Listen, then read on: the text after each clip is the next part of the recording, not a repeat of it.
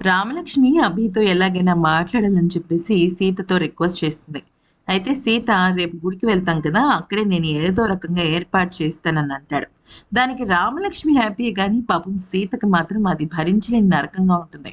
ఆ తర్వాత రామలక్ష్మి, సీతాకాంతలిద్దరూ కూడా రామలక్ష్మి ఇంటికి అంటే మాణిక్యం ఇంటికి వెళ్తే అక్కడ రామలక్ష్మి ధనాన్ని ధనాకి బుద్ధి చెప్తుంది. చెంప పగలగొట్టి, "నువ్వు ఆ అమ్మాయి జీవితంతో ఆడుకోవడానికి సిగ్గులేదా? అసలు నువ్వేం చేస్తున్నావో నీకు అర్థమవుతుందా? అక్కడ సిరికి కడుపు చేసి, ఇక్కడ ఏమీ తెలియనట్టు, ఎరగనట్టు ఉంటే, ఆ అమ్మాయి ఎంత వేదన అనుభవిస్తుందో నీకేం తెలుసు? నిన్ను, సిరిని కలపడం కోసం సీతా సార్ మా నాన్న చేత ఎన్ని మాటలు, ఎన్ని అవమానాలు పడుతున్నారో తెలుసా?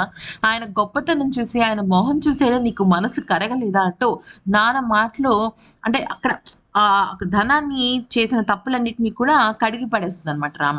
ఈలోపు అక్కడ సీత వచ్చి ఏమంటాడంటే, "నీకు నీకు సిరికి రేపే పెళ్ళని సిద్ధంగా ఉండమని" చెప్తాడు. అది ఎలాగా అంటే, "నేను మేనేజ్ చేస్తానంటాడు." ఈలోపు ఏమవుతుంది అంటే, మాణిక్యం వెనక నుంచి వింటుంటే దా అక్కడ సీతాకాంత్ ఏదో రకంగా మేనేజ్ చేసేస్తాడనమాట.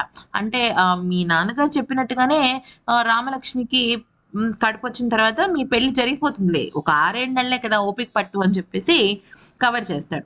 దానికి ఫస్ట్ రామలక్ష్మికి అర్థం కాకపోయినా, ఆ తర్వాత వాళ్ళ నాన్న ఎనకాలున్నాడని గమనించి, ఎలాగైనా సరే ఈ యొక్క డ్రామాని పండించాలనుకుంటారు.